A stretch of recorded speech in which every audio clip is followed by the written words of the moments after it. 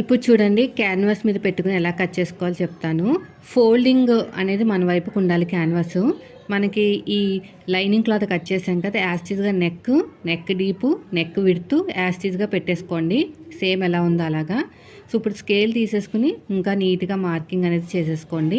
కొంచెం మనకి క్లారిటీ వస్తుంది అనమాట ఇలా రౌండ్గా. ఇక్కడ ఉక్స్కి కాజాకి నేనైతే 1 ఇంచ్ అయితే వదిలేశాను. నెక్ విడ్త్ వచ్చేసి 3.5 తీసుకున్నాను, వాళ్ళు ఎక్కువ వద్దని చెప్పారు ఓవర్గా. సో ఇక్కడ చూడండి, ఇక్కడ 3.5 తీసుకున్నాను. 3.5 ఎందుకంటే స్కాలప్ వస్తుంది కదా, లోపలికి 3.5 అయితే కరెక్ట్గా సరిపోతుంది. ఇప్పుడు ఇలాగా ఈ షేప్లో రావాలన్నమాట మనకి.